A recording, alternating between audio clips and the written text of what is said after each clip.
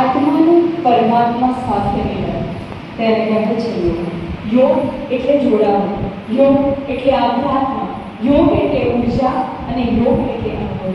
યોગ એટલે શક્તિનો અપાર વૈભવ અને એ યોગ તંદુરસ્ત જીવનનો પર્યાય.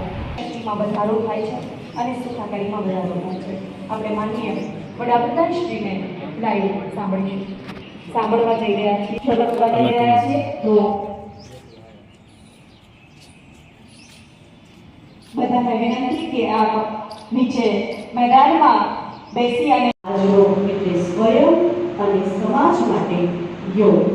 રાજ્ય કક્ષાના વિશ્વ યોગ દિવસનો આ કાર્યક્રમ રાજ્ય સરકારના રમત યુવા અને સાંસ્કૃતિક પ્રવૃત્તિઓ વિભાગ, ગુજરાત રાજ્ય યોગ બોર્ડ અને બોર્ડર સિક્યુરિટી ફોર્સ BSFના સહયોગ સંપૂર્ણ સમર્પણ સાથે આપણે યોગના અભ્યાસ આ દિવસ ફ્લેક્સિબિલિટી વધારવા શરીરમાં જકડ નિવારણ રોગ છે, જકડ અને આ સૂક્ષ્મ ધ્યાન ફ્લેક્સિબિલિટી વધારે. તો પહેલો અભ્યાસ દિવસ પર્યાપ્ત નીચે કરી દઈએ.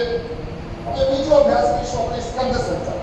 સ્કંદ સંચાલન બંને હાથ અને આ રીતે બંને હાથ ઉપર લઈ જાઓ. હથેળીઓનો રૂપ બહારની તરફ, હથેળીઓનો રૂપ બહારની તરફ. તમારા ભુજાઓ કાન સાથે નજદીક હોય, શરીરને ઉપર કરો. શરીર એ ખભોનો જડત્વ નજદીક વધારે છે. વાપસ શ્વાસ છોડતા વાપસ નીચે. યોગ સ્વસ્થ આપે છે, યોગ વૃદ્ધિ આપે છે, યોગ શાંતિ આપે છે. વિશ્રામ વચ્ચે ઉતારીશું. બીજો અભ્યાસ હવે ધીરો સંચાલનનો બીજો અભ્યાસ. આપણી શ્વાસને છોડો અને તમારી દાઢીને ખભા તરફ લીધો. દાઢીને જમણી બાજુ લઈ જાઓ. શ્વાસ છોડતા